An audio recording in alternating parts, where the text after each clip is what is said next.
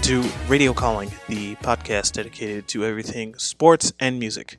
Today is Tuesday, so it is Sports Day. Today I'll be discussing the NHL playoffs getting started and the second round about to start this coming week. The NBA playoffs is underway. I will also be discussing who I think should be MVP for the NBA. So let's talk NHL playoffs.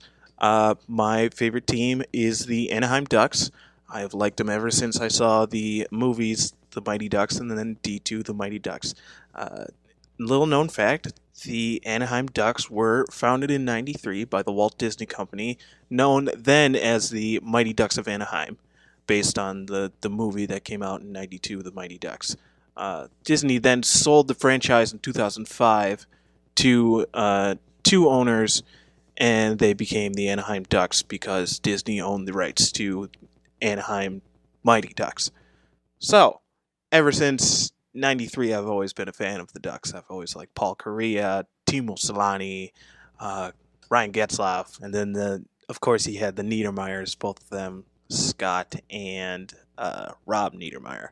Loved all those people, and I've been a fan ever since. And the thing about the Ducks is, it seems like every year they start out really, really flat, below the bottom of their division, and then after the All-Star break, they just turn it on, and then now they've won another divisional championship, and it seems like every year they either get the 1 or 2 seed going into the playoff. So, second round, they play the Edmonton Oilers. I don't know much about the Oilers. I usually I live in Wisconsin, so it's very hard for me to watch Anaheim games until they're on the national broadcasting networks. So now is the only time I can actually watch the Ducks, unless I were to buy, something where I can watch them 24/7, but that's kind of expensive and stuff like that. So I just watch them when the playoffs come around, and I enjoy them. I will root for them as far as they go. I'm glad the Blackhawks are out of the finals. That makes a lot of people around here angry, but I'm not a big fan of the Blackhawks. I've never been a fan of Blackhawks. I don't know. There's just something about Blackhawks that just irks me the wrong way. So, getting excited for NHL second round to start. Now, switching over to the NBA, I am a fan of the Chicago Bulls. I have been a fan since '91 when Michael Jordan was there. But, I wasn't there. The expectations for the Bulls this year were low for me.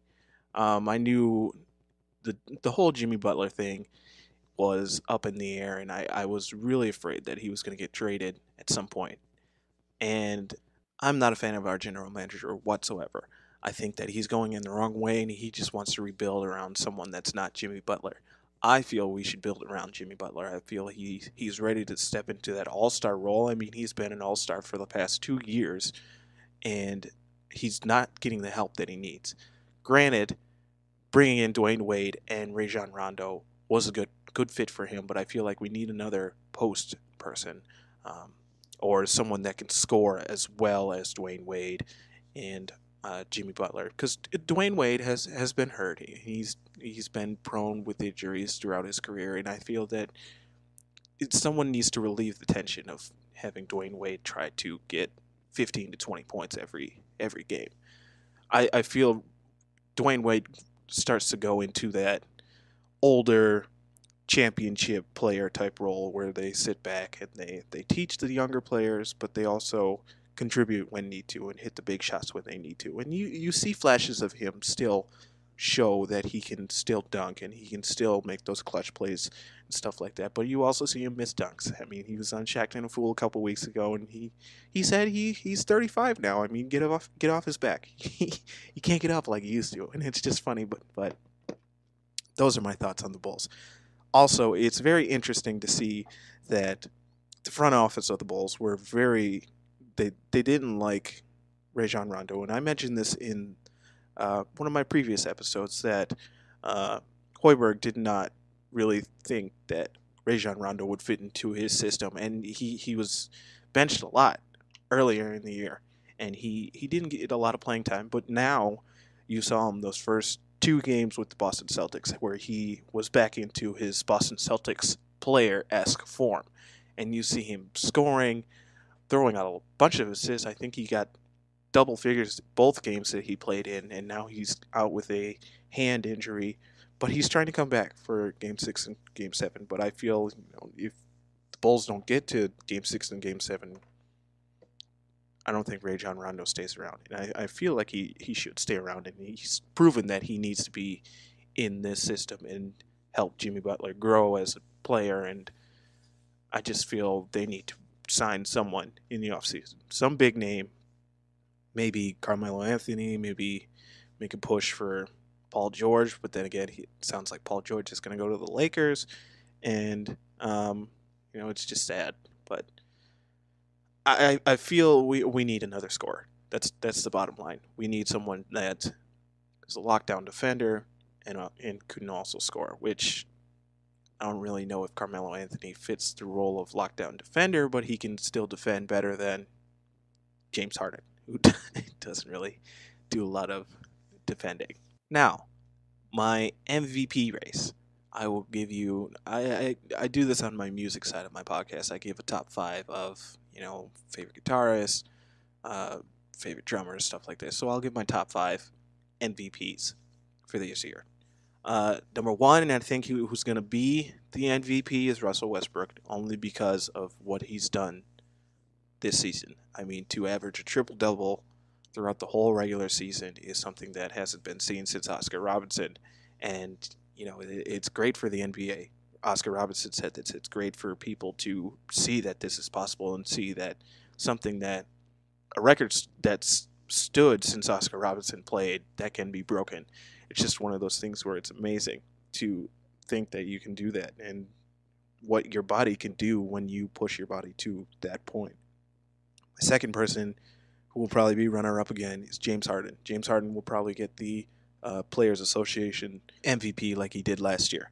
My third pick will probably be LeBron James, only because it's LeBron James. I mean, you can't go a season without him putting up the numbers that he does, and to just the way that he plays, he's always in MVP contention. And then the fourth person is Kawhi Leonard. Kawhi Leonard is someone that can score. Someone made the comparison that he's very much like Scottie Pippen.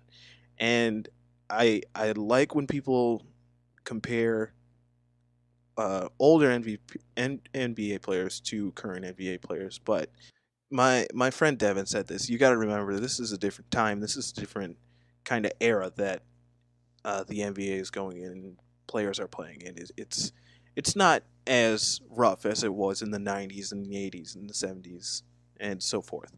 It's very lax compared to those decades. So you can't really do a full comparison saying, oh, this person is like Scottie Pippen.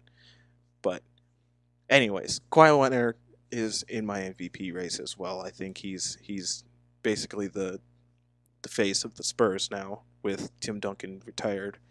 And a little side note, happy birthday to Tim Duncan, by the way. He's 41 today, which is crazy to think that he was just playing in an NBA game around this time last year. But shout out to Tim Duncan. Happy birthday. Anyways, going back to Kawhi Leonard, I think he needs to be in the MVP race. And Michelle Beadle, who is a co-host for Sports Nation and a very avid San Antonio Spurs fan, she said that he needs to be in that contention, and he really isn't getting the due that he needs. And she makes a good point. I mean, not a lot of people can see the Spurs play unless they're on ESPN or ABC, and it's a shame that more of these ESPN does it and ABC does it. They try to get everybody at least once on ESPN or ABC throughout the year, but you can't really. I mean, if you're like me and a Bulls fan, I can't watch the Bulls whenever they're on TV because I don't get the channels, and it's sad that the NBA doesn't have like a universal free channel where you can just watch all the games that you need to at any time, unless you buy like NBA League Pass or subscribe to the NBA TV, which you have to pay for that. But back in the day, it was different. I mean, everybody got a chance to be on TV. ABC, CBS, I believe, too, was in that as well. So I mean, it's just changing. Again, it's changing times, and it's just a different era. But that's one of those people where when I, I see, like the Utah Jazz. Never watched one game in theirs, and they're in the playoffs. Totally forgot about the Utah Jazz. I thought they were gonna be a lottery pick this year, but they have Gordon Hayward, which he's grown throughout his years in the NBA, and I think he's the face of the Utah Jazz now, and good for them because it's good to see teams that were good in the '90s that kind of took a back seat in the early 2000s and then are now good again. You see the Utah Jazz being one of those who used to have Stockton and Malone, and now they're back in the playoffs. And I feel they will be not in contention for the championship within 3 or 4 years or whatever, but they will slowly grow to that within, I give it 8 to 10 years, somewhere around there. Now, my last candidate for MVP is someone that'll probably end up getting most improved instead. I know he's not going to get MVP, but he needs to be in this uh, conversation as well, and that is Giannis Antetokounmpo. I hope I said that right because I'm not saying it again. You try saying his name. That's all I have to say about that. But Giannis is just he's ridiculous. I mean, that's the only way to describe him. I mean, he's tall. He's got arms that are like 7 feet, and he can do it all. I mean, he can dribble, he can shoot, he can pass, he can dunk. Um, and I was trying to think of someone that kind of reminded me of him, and I couldn't think of anybody. The only person I could think of was Sean Kemp because of his dunking abilities, but Sean Kemp was only a post player. Giannis can play all over. He can play the point. He can play small forward role, and then he can go inside and do some post moves as well. But I got the opportunity to go to one of the Bucks practices and to see him practice and to be really within 10 to 5 feet away from him and to see him up close and personal. It's just ridiculous. Like he's lanky, he's skinny, but he can do whatever he wants, and he can use his arms from quite a ways away, and it's amazing to watch. So that's my picks for who should be MVP. Now, the actual thing, the main conversation of the year has been who's going to be MVP. Is it going to be James Harden, Russell Westbrook? Now, I wanted to look at the stats from the regular season. So here are Russell Westbrook's stats for the regular season. 10.7 rebounds, 10.4 assists, 1.6 steals, zero point 0.4 blocks, and 31.6 points per game. Those are all averages. Now, looking at James Harden's averages throughout the season, 8.1 rebounds, 11.2 assists, 1.5 steals, 0.5 blocks, and 29.1 points per game. Now, you look at those numbers and you say, oh, it's got to be Russell. But then you got to think of other things. You got to think of, who's around him. And the answer to that is no one. I mean, it's basically Russell Westbrook doing whatever he wants. And, props to him for averaging, a triple-double throughout the whole season. But, I mean, my friend Devin and I, we were talking about this, and he's really got no one else that steps up and scores. I mean, it's basically him doing it whatever he wants. And he's got no one else, and that's why he's struggling in the playoffs. Is they come down to these close games, and then he's basically got to make a play and do it all himself. And I would imagine he's tired at this point.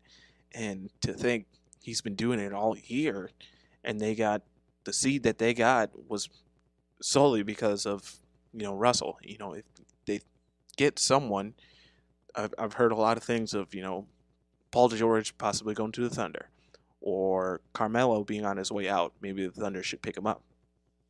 There's another person that scores. There's another person that can hit the open shots, the clutch shots, and do the things Russell's been doing all year. And Russell doesn't have to do it. Russell can do whatever he wants. He kind of be back in the Kevin Durant, Russell Westbrook kind of setting, which we all saw how that went and how that played out. But you get the right person in there that's kind of a role player, that's kind of someone that's been around the league for a while, that can hit clutch shots. Someone like Dwayne Wade, who comes to mind, or someone of that nature. Um, I think Thunder would be right back where they were last year, possibly, or even maybe a little better. Maybe I don't think they give the Warriors a run for their money, but I don't think they blow a 3-1 lead. That's all I'm saying. But you have to look at averages of turnovers Russell Westbrook has had, because Devin pointed this out when I was talking to him as well. You gotta also look. Harden doesn't play defense. Russell turns the ball over. Russell forces the ball too much. I think he's trying to do too much with the ball, and he's not making the simple pass or the simple kind of play that he needs to make. He's trying to do too much. And then, again, he's a one-man team. And I know he doesn't like to be associated as a one-man team. You saw that over the weekend when he got into a heated argument with one of the reporters during postgame, but fact of the matter is he's all alone, and he needs some help. So Russell averages 5.8 turnovers per game. That was during the regular season, and there's no stat on James Harden on if he can play defense or not. But I mean, if you watched any of his regular season games and watched him play defense, he does not play defense whatsoever, and that's kind of been the running joke for several years. Ever since he got to Houston, he hasn't really played defense, and that was back when Kevin McHale was the coach. He would never play defense, and Kevin McHale would get on him to play defense. And now Kevin McHale's not there, and James Harden is still not playing defense.